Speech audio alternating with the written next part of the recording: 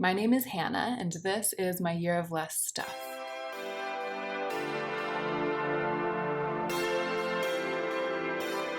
Hey y'all. All right, I'm doing it. I'm filming the video about what I would buy if I were starting from scratch with my makeup collection. This video idea originated as a skincare video. I talk about skincare all the time. I talk about what I'm using. I talk about what I recommend. I talk about what I would buy if I didn't receive PR. And it eventually became clear that it would be really helpful if I could kind of narrow down, kind of like consolidate all of that information into a very, very clear video saying, here is exactly what I would buy if I had nothing and I was starting over, just building my own skincare routine from scratch, buying it all myself. So I did that. I did it for skincare. And at the end of that video, I was blithely like, let me know if you want to see something like this for makeup, you guys. And then in the comments, you are like, we do. We want to see something like this for makeup. And then I was like, great, I'll do it. So I sat down and I started making the list, and it proved to be an entirely different beast from the skincare version of this video. With skincare, it's easy. It's like, here are all of the functions that I want my skincare to perform. I need an oil cleanse, I need a second cleanse, I need something to exfoliate my skin, I need something to put hydration into my skin, I need a vitamin C serum. Like, I just have these slots that need to be filled. So it's just a matter of putting one thing into each one of those slots. Because in the skincare world, I'm perfectly happy just having one of each type of item, and each type of item really signifies just a function that I need that item to perform. So it's basically like one vehicle for each ingredient or each physical task that needs to be performed by my skincare. When we start talking about makeup, it calls into question a question. It calls up a question that didn't exist in the skincare video, which is the question of how much variety I feel like I need or want in any given category in makeup. So I found out that for some kinds of makeup, I really only want one. Some kinds of makeup are very similar to skincare for me. It's like I only need one primer, I only need one green color corrector. I feel like I only need one mascara, that kind of thing. So of course I'll be telling you which one I would buy if I were buying them all from scratch. But then when I get into more fun cosmetics, color cosmetics, eyeshadows, blushes, those kinds of things, this was an exercise in sort of asking myself what the ideal number of products would be. And I'm not totally sure that I know the answer to that. It was tough. I also battled for a while as I was conceiving of this video. I battled with whether I was actually asking myself like exactly what I would actually realistically buy if I were in the situation of needing to build my makeup from scratch. And so when I went through the exercise, sorry, I have like there's like a fuzz on I think I got it. I think I either ate it or got it out of my mouth. I think I might have eaten it, but it's not on my face anymore, so we can proceed. I did go through the mental exercises, sort of asking myself how I would behave if, with my kind of like current financial situation, maybe in the dream world where like there's no coronavirus, just like abstractly thinking about my financial situation as it was, as I've been functioning with my budget, etc., up until recently.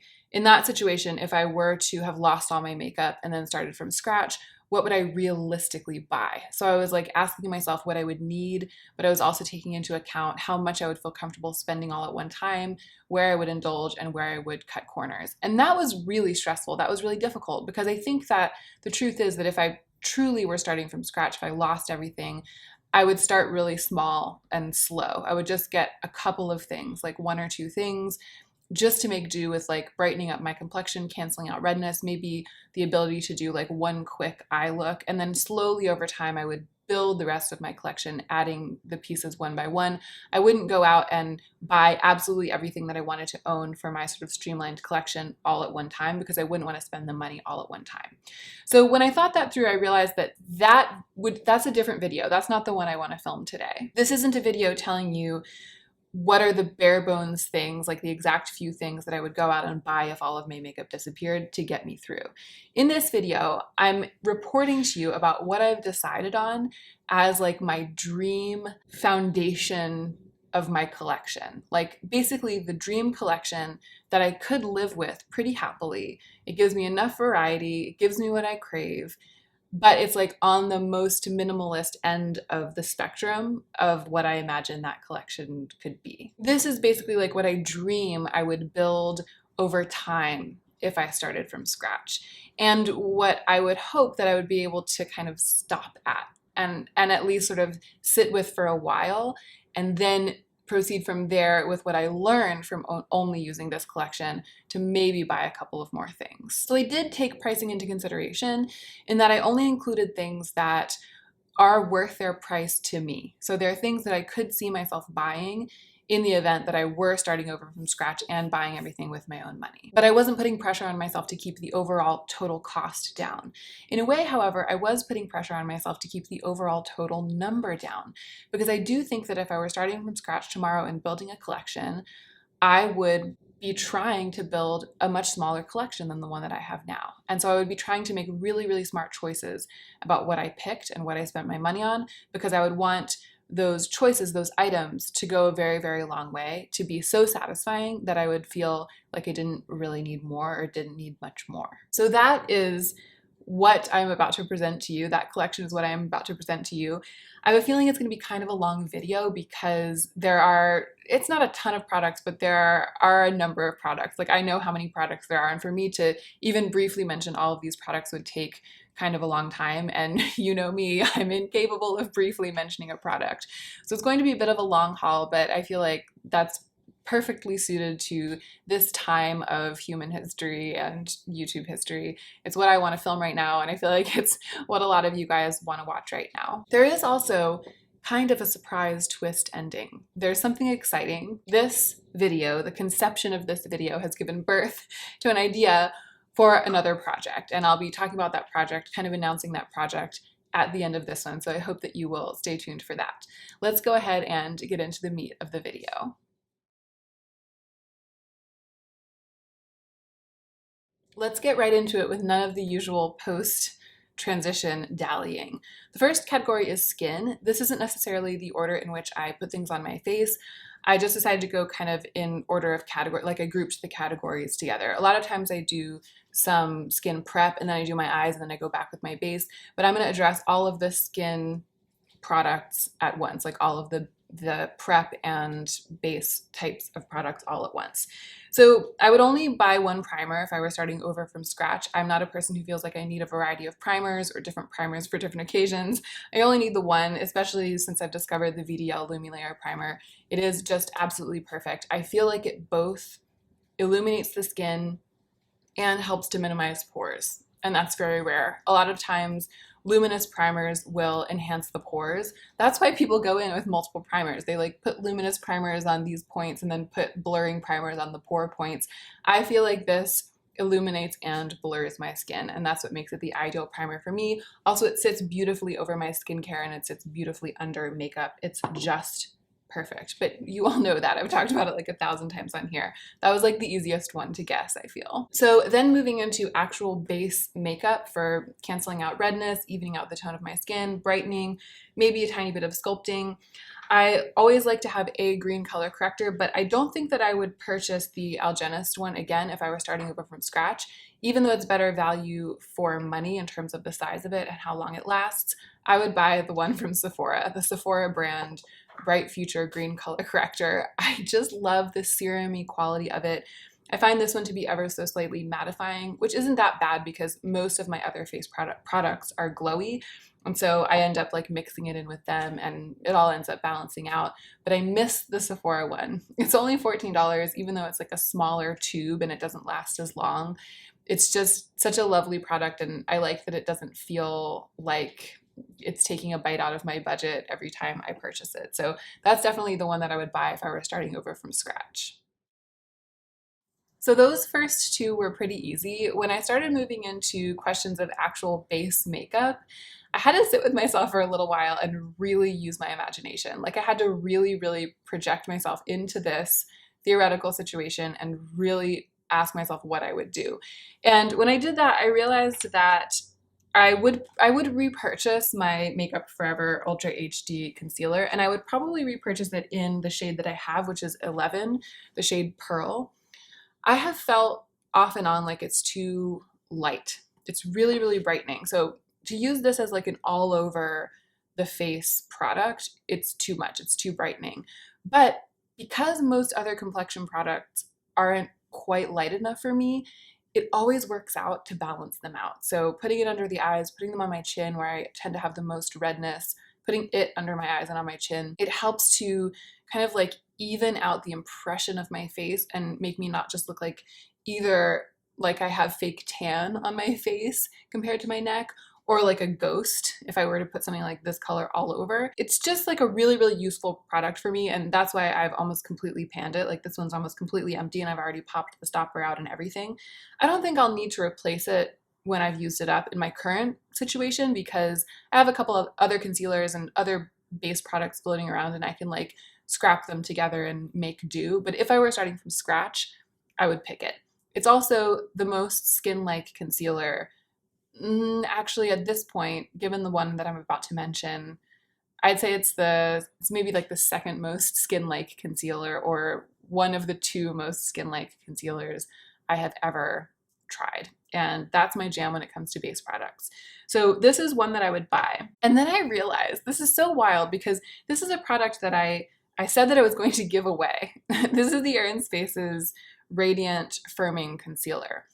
This is the other most skin-like concealer that I've ever tried and is so, so, so dewy and creamy. It feels so nourishing on the skin and it's so dewy. Like it makes me look like I have oily skin, but in that elegant, glowy way, not in the way that's tough to handle and that makes you want to powder your face. Whenever I put it on, I look at my face, especially like partway through the day, later in the day, and I'm like, what is that glow? It looks like the most skin-like highlighter that you could have, but it's coming from the concealer. I just know from having like worn it and then not worn it and worn it and then not worn it that it's every time I wear this, it's that impression that I get on my skin, especially as it wears throughout the day. I said that I was going to give this to my mom, and I put it in my giveaway box, and then I missed it. I was kind of surprised at how much I missed it. I really love giving things away to people, so often I'll love a product or at least really like a product, but the chance to give it away to someone will motivate me to declutter and let it go because I already have so much. And so I'm putting things sometimes in my giveaway box that I do love. It's just that I would rather give them away than keep them because I love giving them things away so much. So that was the case with this. I was like, I have other concealers. My mom is really going to love it. And I missed it so much that I pulled it from my giveaway box and I decided to keep it. And then I bought one to give to my mom. So my mom did end up with one. And I took it back into my collection. This is the lightest color that Air & Spaces makes. It's called Cottonwood, and it's a decent match for my skin tone. It's a tiny bit on the yellow side. It's really, really quite neutral, but if anything, maybe a tiny bit yellow, which is what I am. And it's a really good match, but it's not as light as my neck. So if I use it as my only concealer just all over my face, I will look like my face is quite dark compared to my neck, and I don't like that look. But if I just use it like on the sides of my cheeks where I have some acne scarring, and then lightly on my chin, and then I brighten up those spots under my eyes with a lighter colored concealer. So I'm essentially using it in the way that people traditionally use foundation, but it's so emollient and I buff it out so much that it just puts like a thin layer. It's almost like I'm using it like a tinted moisturizer, especially if I like mix it with my color corrector, mix it with my primer. And then I lighten with one that is brightening on me. Oh, it just makes my skin look so good. It makes my skin looks so good. And I'm so glad that I took it back out of my giveaway box. I've been loving it lately. Weirdly, I've been reaching for this more often than the other contender for a foundation type complexion product, which would be in this theoretical situation, the Bare Minerals Complexion Rescue Stick Foundation, which I just purchased with a gift certificate for my birthday. But since I've taken this back and been using it, I've realized that it's a better match for my skin. I don't have to work as hard to make it suit me. It's lighter, it's brighter, it's a little bit less pink. And the Bare Minerals one, especially once it oxidizes and dries down, it just is quite dark. It's harder to work with, I think, than I realized when I first got it, and then I was hoping that it would prove to be. So I've been defaulting to this time and time again. And if I were starting from scratch with my makeup, I don't think I would be able to keep myself from purchasing this. And then lastly, when it comes to base, I can't do without like a spot concealer. And this is the one I've had for years. It's the NARS Soft Matte Complete Concealer in the lightest shade Chantilly. It's not light enough to be brightening on me either, but it's the perfect match for my skin for spot concealing. And it's also matte. And I feel like it is good to have at least one matte or semi-matte complexion product in case things start to look too dewy.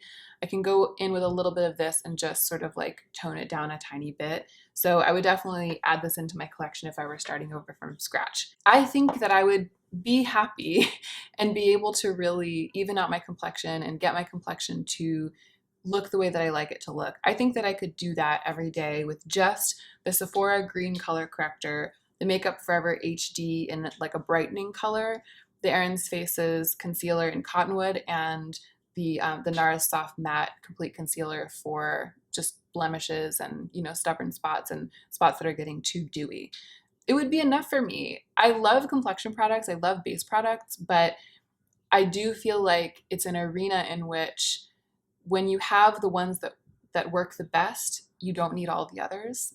It's like, it's an arena in which I would prefer the best over variety. Now we're moving into an area of the face that is the opposite of that. It's an area of the face that's literally all about the question of variety, and that is the eyes. So when it comes to priming the eyes, I don't need variety. And I currently have this Urban Decay eyeshadow primer potion business that was sent to me in PR. If I were starting from scratch, I would not buy this. I would buy the Milani one, which I have never tried, but I've heard that it's literally exactly the same. And I would rather just like buy the drugstore one than buy the one from Urban Decay. And here comes like the big question. It's like the question of the day. Eyeshadow. If I were starting from scratch, how much eyeshadow would I feel like I needed, and what would I choose? Not a lot. That turned out to be the answer. Really not a lot. I really took myself to task with figuring out the smallest amount that I would be happy with. And this is partly for the sake of my wallet in this theoretical situation. Like my current eyeshadow collection is worth a lot of money, both the stuff that's come in PR and the stuff that I've bought myself. The singles that I've bought myself over the years, it's a lot. It adds up to a lot of money. And I don't think that I would spend it all again. And I don't think that I would spend the money to buy some of the things that I've gotten in PR. I would definitely buy the Rowan quad. That would probably be the first thing that I did.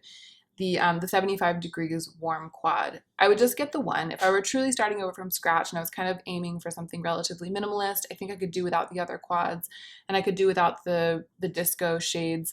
I could just handle having the 75 degrees warm quad. It's the one that I reach for the most by far of all of the Rowan products that I have. And then I know that I would need something really practical, like something that can do it all. And to me, that is the Persona Identity 2 palette.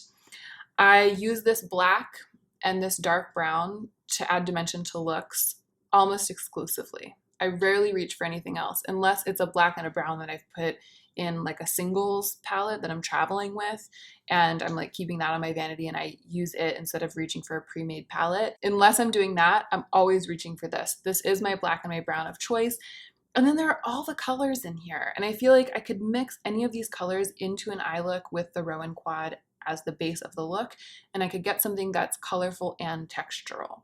If I put down like the light brown, sort of like the light browny taupe in the upper right hand corner of this Rowan quad, and then mixed in like Empowered, this shimmery red, or I could mix in Driven, the green, I could get like a grungy taupey green that has a lot of texture. I just feel like I could make any of these colorful shadows sort of like look and wear like a Rowan shadow on my lids by mixing them together. And I have done some of that, but what I'm saying is that I feel like adding this very textured and creamy quad to this palette that has a ton of colorful shadows, it's like exponential possibilities for eye looks. And that's what I was thinking of when I thought about what I would buy. I was trying to think of like, what are the fewest number of things that I could buy that would create the exponentially most possibilities, that I would have the most variety with the least number of things, the least like pieces of makeup.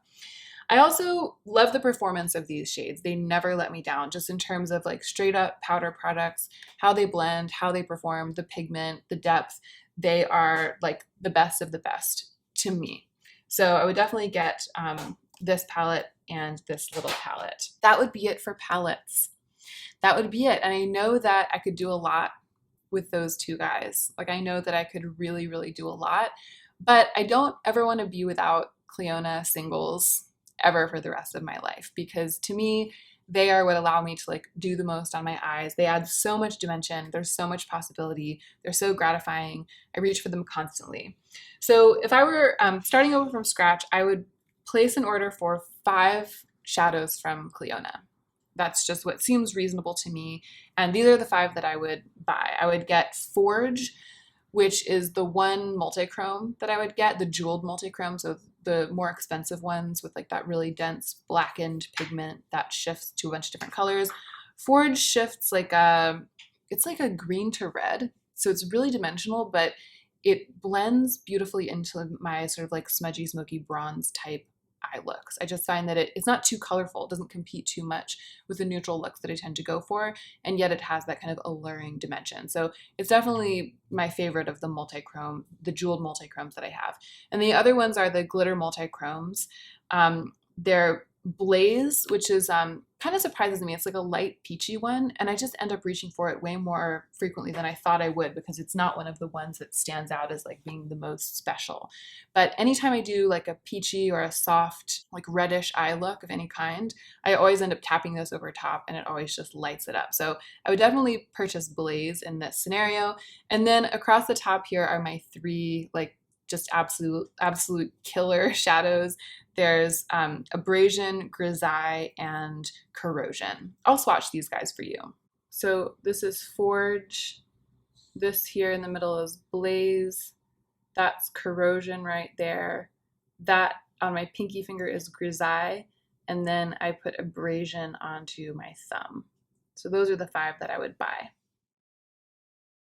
I imagine that with the Rowan Quad, the Persona Identity 2 palette, and those 5 shadows from Clionadh, I could do almost everything that I always do on my eyes. Almost everything. The thing that I'm missing with those 3 and all of the combinations that they offer, the thing that I'm missing is like a sheer, glittery champagne shade. It's the shade that I use from the Natasha Denona Gold palette called Kava.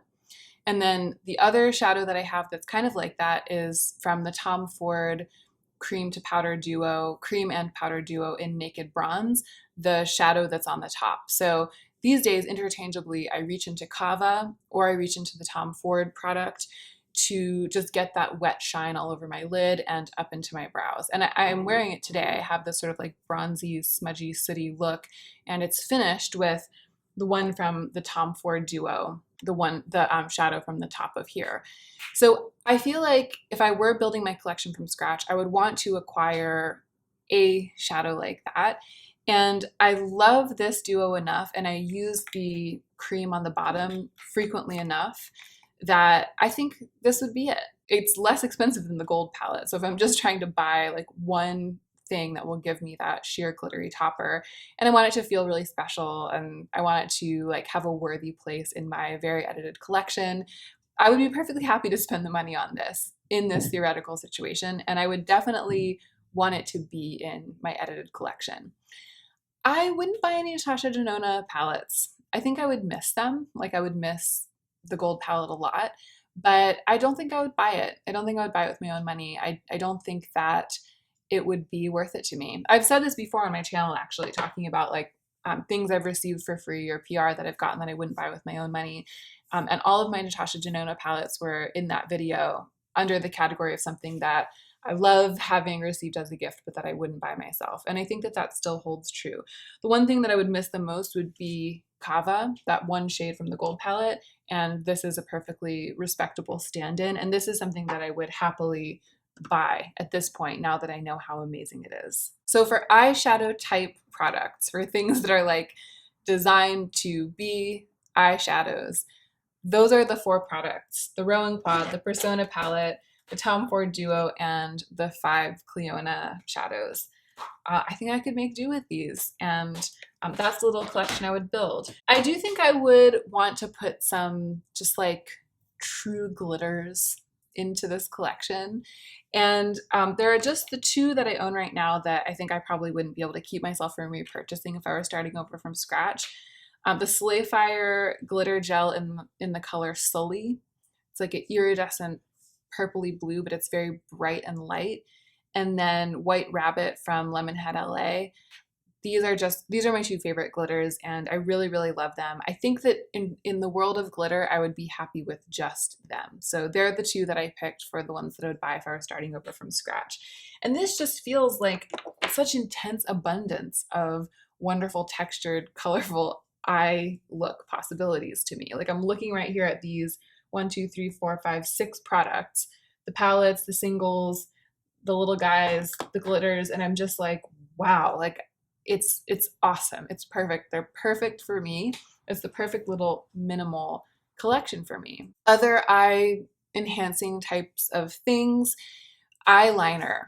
This is really interesting. I would like to say that I would be like happy with just a black and a brown and that I would get them at the drugstore. But in truth, I think that if this scenario were really happening to me, at this point, I'm so enamored of the Urban Decay eyeliners. I only have the one. I got it in PR and it's in the black. It's Perversion. But I like it so much better than all of my other eyeliners that when it's time to use a black eyeliner, I'm excited. I'm excited because it's so creamy and it's going to be so easy to work with.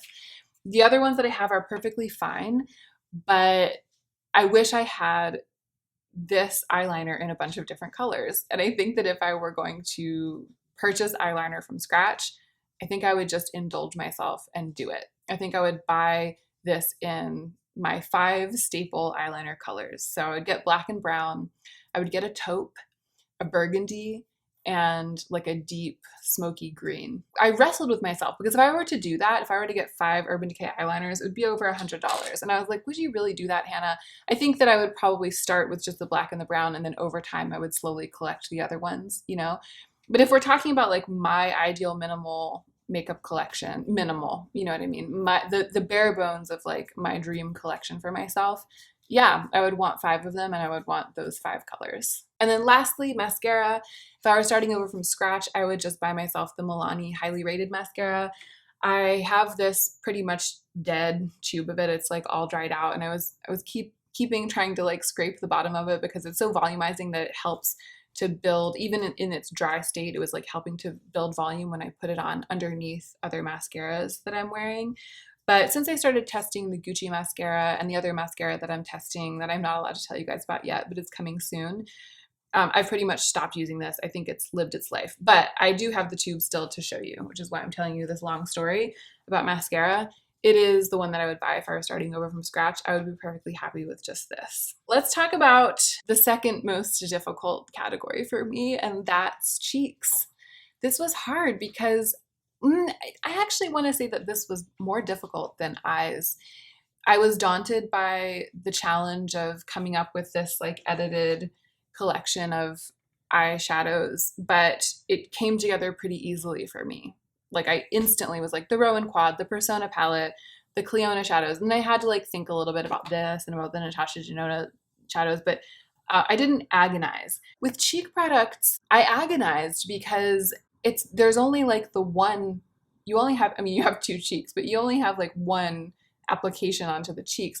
On the eyes, you can like layer things and add dimension and use multiple products, and there's all of this like variety, and you can add things together to get exponential potential, all this stuff.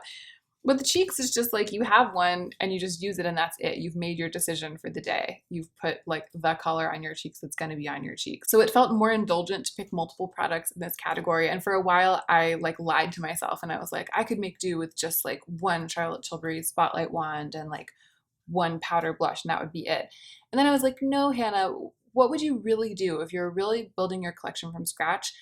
How many cheek products would you want? And I was like, I'd want a handful. I would want a handful. I just bought a handful of blushes in January. So that's like the tale. Like that tells the tale about what it is that I want for myself. I want some variety in this category. But it was really interesting when I, again, sort of projected myself into this theoretical situation. I really focused on trying to be honest with myself about what my behavior would actually be. Like which ones would I actually go ahead and buy, even if it was over some time? Which ones would I like break down and buy? And these are the ones that I decided on. I would absolutely want to have the Charlotte Tilbury Spotlight wand. And I think that if I were starting over from scratch and I didn't have any, I think that I would be able to allow myself to buy two of them. Right now, I have this one, which is the Beauty Light Wand in the color Spotlight, which is just like a champagne color. And so I use it kind of like as a mixer. Sometimes I'll put it on just by itself as a highlighter, but that gives me like a very blank faced look because it's, it doesn't give any color. It's just the highlight. So it's a very like no makeup glowy look. This comes in other colors now though, and there's one that I really have my heart set on, which is Pillow Talk Medium. It would be a glowy blush on me. It would be a blush in this format. And I think that if I didn't have any other blushes right now, I would buy it. Like the only thing that's keeping me from buying it is the fact that I have other blushes that need my attention. So I thought about saying that I would just buy that one, but I think that if I were starting over from scratch, I would also buy this one because it's such an amazing mixer. I mix it in with almost all of my cream blushes to get that highlighted look, and I like it so much better than putting on a cream blush and then trying to like apply a highlight on top of it. So I would want this for mixing, and I would want this in Pillow Talk Medium as a glowy blush. And then here are all of the other blushes that I think I would probably buy. I think I would actually do it if I were starting over from scratch. This is really interesting. It's this weird product. I think it's like a mini or a sample size of this L'Aqua & Co. Bee Lighter that my sister's friend got in a BoxyCharm and then gave to me. And I love it so much. I've almost completely panned it. It's what's giving me this glow on my cheeks today. It's so shiny. It really gives me that like oily glow on my cheeks, but it sets down. I love it. And it's almost gone. I only have a couple of other uses left in it. When I use this up, I likely won't repurchase it because I have all of these other cheek products, not just these ones, but other ones in my drawer that need my attention. And if I were to buy this again, I would just pan it again, and then I would, I wouldn't be giving due attention to the other ones, which I also love. But if I were starting from scratch, if I didn't have that burden of knowing that I have more cheek products than I can ever use, I would buy it for sure. I would buy the full size of this. I think I would probably repurchase Glossier Dusk if I were starting from scratch, because at the end of the day, it's the nude, it's like the deep nude blush that I have that has the most brown in it without being an actual brown, which is what Eros is. When I swatch it next to all my other like brownie nude blushes, it wins as the brownest, and I really appreciate it for that. So I would probably put it into my collection. I also love the way it looks on the eyes. Eros, this is the Rituel de Fille, what's it called? Inner Glow Cream Pigment. It is my like true brown. I love this. I love mixing it in with other cheek products, and if I were starting from scratch, I would definitely want it to be part of my bare bones collection. I don't think that I would be able to keep myself from repurchasing the Can Make Cream Cheek in 16. I love the moussey texture of this as much as I love, if not more than I love the color. I like the color, but it's the texture and how easily it blends out and how easy it is to work with that has really got me in love with this. And also it's only $8. So I think I would buy it as part of my bare bones collection. This is sort of a surprise. I've mentioned this a couple of times lately, but the Clean Fresh Cream Blush from CoverGirl in Flushed. It's the color that surprises me about this because this isn't my usual blush color palette. It makes me look like I have a fever. It's like that really, really, really hot, flushed look on the cheeks. And I just have been loving it lately. It's really been like a revelation to me in terms of blush color. I think there's something about the fact that it's a cream. I think a powder blush in this color would not do me any favors. I think that would really make me look like I was trying to make myself up like Marie Antoinette. You know what I mean? Like it would really, really make me look like, where's your powdered wig? But because it's a cream and it blends into my skin and it really looks glossy and it really looks like my skin is fleshed from within and not like the color has been applied on top, I'm loving this color. And I would definitely buy it. I would definitely buy it if I were building my blush collection from scratch. So interesting. And weirdly, I think I would also buy ColourPop Roosevelt. I just reach for it all the time. It's like the perfect happy medium, the perfect blend of all the things I like in a blush. It's like the middle ground, and I would miss it if it was gone. So those are all of the cream blushes that I would buy if I were building this collection from scratch. 1, 2, 3, 4, 5 straight up blushes, and then 2 like highlighting products, and then this one, but like the blush version of it. So I feel like this L'Aqua thing and the other Charlotte Tilbury would also be like glowy blushes. It's a lot of blushes, but I kept adding. Like I made the list and I made it like really stringent and minimal. And then I was like, but what kind of life do you really want? Like, what kind of blush life do you really want? And I was like, I want to like 6 or 7 cream blush life. I don't want this like 2 or 3 blush life that I'm pretending to myself that I would want. Powders though.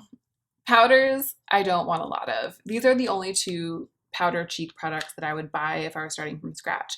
The Kevyn Aucoin Neil Highlighter, which is just my bronzer. I use it to bronze my face and also to bronze my neck when I want to. And I would also buy the Lancome Blush Subtil in Miel Glacé, my dream powder blush. It's the only powder blush I've ever loved as much as I love it. And it's the only one that I want. I feel like the only time I ever wear powder blush is when I decide to wear it because I want to wear a Miel Glacé. Or another way to say that is, this is the only blush that ever convinces me to forego cream cheek products ever. So it's the only one that I would buy. But I would definitely buy it. I would definitely add it into my collection. So if I followed through with that, if I built my blush collection from scratch, I would have 10 products. And that's including everything: powders, creams, highlighters, blushes, bronzer, everything. 10 products all told. And that sounds like a great number for me. That sounds perfect. For brows, this is interesting. I have this cake of soap that I just acquired somewhere along the way that I've been using for soap brows, and it works perfectly well. But I realized that if I was starting from scratch, I would probably buy like one of those pre-made soap brows kits. So if the Patrick Ta one had already released when this theoretical situation was happening to me, I would buy that one. But there's also one on Ulta's website from West Barn Company soap brows kit. It's like in a little tin. If this were happening today and I were like buying all these things today, that's what I would do. I would buy like a soap brows kit that's designed for soap brows, or maybe the one from Iconic London, something like that. The only reason I haven't done that is because it's against my nature to go out and do that when I already have a cake of soap that's working. But I'm not in love with the soap that I have. I just feel bad replacing it when it's fine. So if I was starting from scratch, it would be an exciting opportunity to buy one of those dedicated soap brows kits. And then I would want a brow pencil just to have. I don't usually fill in my brows, but every once in a while I will, especially when I get so that I've gone too long between stints of dyeing my brows and they start to get kind of thin and patchy, as they are right now. Actually, I used a little bit of pencil in my brows today. I would just get the one from ColourPop, the Brow Boss or whatever it's called. I like the match of like the ashy brown that they have. It works well for me, and I like the texture and everything. So I would just go like drugstore priced for a brow pencil. Okay, moving on to the final category and the third one that was really difficult. So complexion was easy for me, and then eyes, cheeks, and lips were more difficult. And this one, I like what I picked. I like what I decided on, but I'm really curious about whether it would be realistic for me like to be satisfied with just these things. So when I sat down to execute this project of picking these things, I felt pretty convinced that I could be happy with a very edited lip collection, especially compared to what I have now. So that's what I kind of went for. Not as edited as I initially felt. I did add a couple of things in as I went. I started out with like 4 products and I expanded it to 6. But 6 is still really edited for me. So the first 2 that I picked are my 2 Maybelline mattes that I love the most. So Raw Chocolate and Gone Greige. I didn't initially have Gone Greige. It was one of the ones that I added in later because I realized I didn't have anything that was like very edgy. Raw Chocolate was an easy one. If I could only keep one lipstick, it would be Raw Chocolate. So I would, if I were starting from scratch with lip products, I would rush out, I would buy Raw Chocolate, and I would throw Gone Greige in to have something edgy. And then the next thing that I would get would be this Gucci lip voile that I just reviewed. I just purchased it for review and I've been wearing it nonstop since I got it. I feel like I could live with this as my only red lip. I think that that's true. Right now I think that that's true. We'll see. But I think that I could live. I'm sort of foreshadowing the surprise twist at the end, but we're very near the end now anyway. So if you've made it this far, you can know. I'm going to try it. I'm going to try just using these lippies and we'll see how it goes. It might be that I don't miss my more intense matte reds or my deeper reds, my more statement reds. It might be that anytime I want to wear a red, I could just throw this on and be happy. I've worn red lipstick way more frequently since I've gotten this than I ever wear it. And so that tells me that I might be happy with just this one luxurious Gucci lipstick as my red. So I put that in there. And that's it for lipsticks. I feel like a slightly edgy, like grayish lip, a perfect brown lip, and then an easy to wear sheer red. I feel like that's all I need for like strong lip color. I feel like if I were building my collection from scratch, bare bones, I would get those three and then I'd be like, let's see how I feel. So the other three products aren't lipsticks. This is my little tiny Givenchy lip pencil in number 9. And I definitely would buy this if I were building my collection from scratch as my one lip liner, but I also use it as a lip color. I will often wear this all over my lips. It's basically my perfect My Lips But Better nude. It's absolutely perfect for me. I love this as a lip liner and as a lip color. And then originally I just picked the one gloss, the Super Lustrous, the gloss from Revlon in the color Blissed Out. I absolutely love the way that this gloss feels and looks on the lips. But I have this, I haven't told you guys about this yet. I have this Bobbi Brown crushed oil infused gloss. It's like a pretty new release from Bobbi Brown, and actually sent this to me a long time ago, and I just haven't talked about it yet on my channel. But I keep wearing it because I keep wanting to put on some kind of gloss and then reaching for my glosses, and they all feel like too much like makeup and not enough like something that will nourish my lips. And this looks very makeup-y. Like it's more full coverage, it has more pigment in it, and it's more statement. Like if a gloss can be statement, it's more statement than the Super Lustrous, the gloss, which is very sheer, and it's sort of like sheer and shimmery and pink. This one's a little bit more opaque and a little bit more nude on me. It's what I'm wearing right now, but I think it's kind of worn off. I'll reapply it. So I feel like it looks more like makeup, but it feels more like a lip treatment, and it really treats my lips well. It feels more like a lip treatment than the one from Revlon. I just know myself, and I love this gloss enough, and the price of it is low enough that if I were genuinely starting over from scratch, I just wouldn't be able to keep myself from buying it and adding it into my collection. This one would be more of a considered purchase because it costs so much more money, but I feel like this would be my like high-end nourishing gloss of choice. They sent me the color Free Spirit. I didn't get to choose. It's perfectly fine. I'm not totally sure that's the color that I would buy if I were starting over from scratch, but I would buy a neutral color that suits me in this gloss formula. And that is it. Those are the items that I would purchase for myself if I were starting over from scratch with my makeup collection. And I imagine that I would be all right with this for quite a while. I think of all of my other makeup and I wonder if I would miss it. And that's where the surprise twist ending with my impending experiment on myself comes in. But before I tell you about it, I'll tell you that these are 33 items, and I added up the pricing. I don't think I was very exact about it because then I started like adding and subtracting some pieces afterwards, but I think that they add up to about $650 in retail value. So I definitely wouldn't be going out and like dropping $650 all at once on these products if I was starting from scratch. I'd probably start with a few of the, or all of the complexion products, I think, and then maybe like maybe the Rowan Quad to start, and like a couple of blushes and a couple of lipsticks, and then I would like build from there. But I think that I would build from there until I got to this point, or I would maybe make this list and then cross things off the list one by one as time went on, so that I wouldn't be like straining my bank account too much all at once. And then I would hope that I could be okay with this for a little while. It's kind of like my dream makeup collection. This is what I think, but I want to find out by actually putting this into action if there's anything that I'll miss that I forgot about, like that I didn't account for. So I am going to put away all of my other makeup. I'm going to do it right now. I'm going to put away all of my other makeup, and I'm going to pretend that this happened to me, that I started over from scratch, and that this is all of my makeup and it's all that I'm allowed to use. There are a couple of exceptions. My mascara, I'm just going to keep using the mascaras that I have floating around right now, the ones that I'm trying to make my way through. There are things like this, like the green color corrector and the eye primer. I'm just going to use the ones that I have, right? Instead of the ones that I would actually buy. I'm not going to replace anything or buy anything to execute this experiment. And like my eyeliners, I don't have the exact 5 eyeliners that I would buy, but I picked 5 eyeliners in the closest colors to the ones that I would buy. So you get what I'm saying. I've used what I have to build the collection that I just told you that I would buy if I were building it from scratch.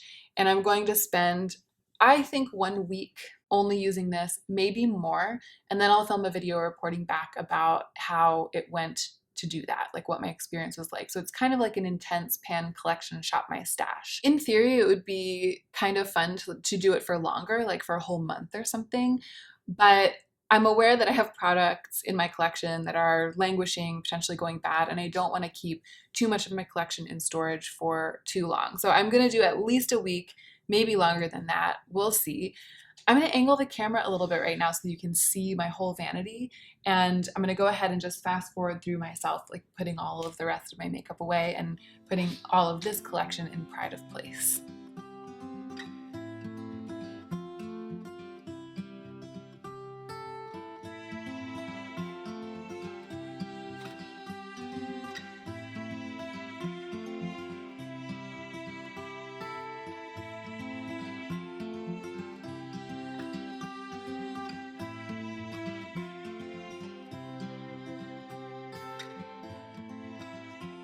Okay, I did it. So I put most of what was over there, all of my eyeshadow palettes and lipsticks and that acrylic thing that had some other stuff in the drawers. I put all of that in a box under my desk.